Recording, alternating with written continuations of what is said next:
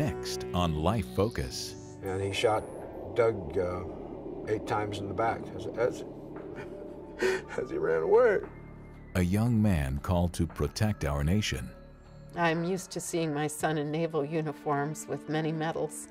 And that day as he rounded the bend, he was in jailhouse blues. Commits cold-blooded murder. What would cause this Navy lieutenant to snap? He was rescuing 2 little girls from what he saw as a bad situation and not seeing any other recourse. From serving our nation to serving time on this edition of Life Focus.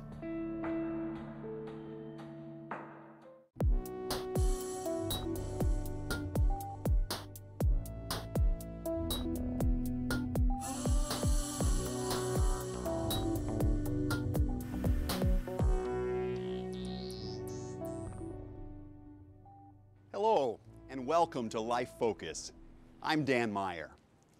What would you do if your only son committed murder?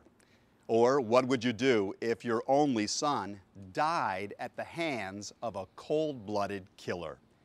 In either case, your life is turned upside down. Today, we're going to meet 2 families joined together by tragedy, leaving both of them in a state of shock and despair. Ken Hume reports. We were sound asleep. It was the middle of the night, and we heard the phone ring. Carol and Jean Kent were living in Port Huron, Michigan, when they received the dreaded middle-of-the-night phone call. And he pulled the receiver away from his ear, and through choked sobs, he said, "Carol, Jason has just been arrested for the murder of his wife's first husband. He's in the jail in Orlando." Their only son, 25-year-old Jason Paul Kent, was locked up 1,000 miles away. He was charged with first-degree murder. I had never been in shock before. I had nausea sweeping over me. I tried to stand up, but my legs would not hold my weight. My first thought was, I'm living in the middle of a horrific nightmare. I will soon wake up and everything will be okay.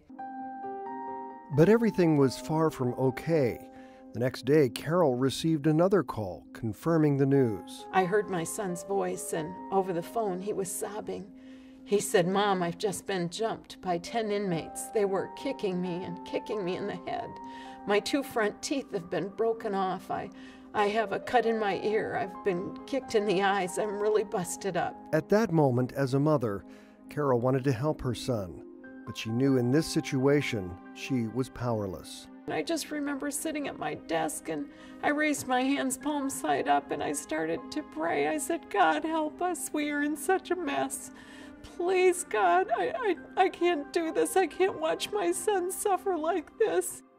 The Kents flew from their home in Michigan here to Central Florida for what would amount to about a 15-minute visit with their son. It was the first of many such visits. I saw how broken he was, and for a moment, we just looked at each other and wept. Their tears continued as they learned exactly what happened that tragic day.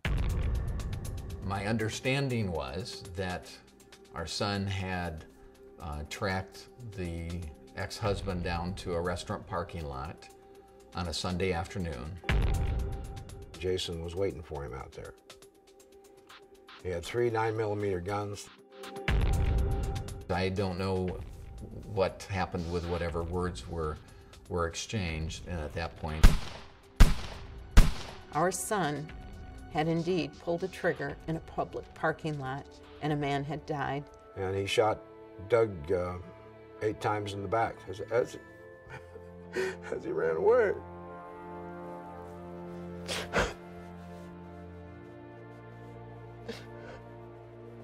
I see that a lot.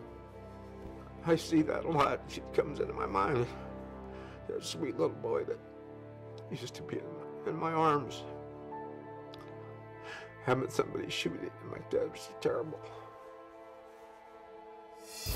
he drove around the parking lot a few times, like he couldn't mentally figure out where the exit was.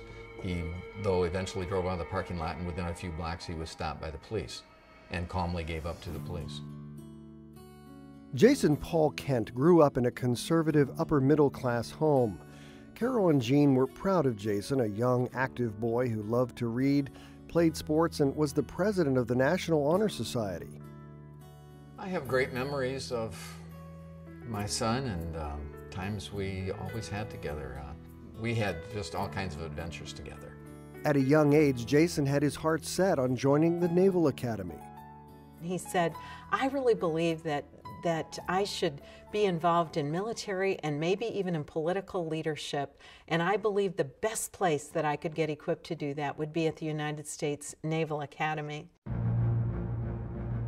Jason received an elite scholarship given by his congressman and state senator to join the Annapolis Naval Academy, an invitation given only to a select few. I was a proud father because my son was graduating from the Naval Academy, and that was the day when all of the midshipmen throw their hats in the air, so I was certainly proud of him in what he'd accomplished in life, knowing he has a great future ahead of him, no matter where the Navy takes him. The Navy took him to Orlando, Florida, where he continued his training, a training some believe that may have led to that tragic day. Which completely changed the rest of our lives.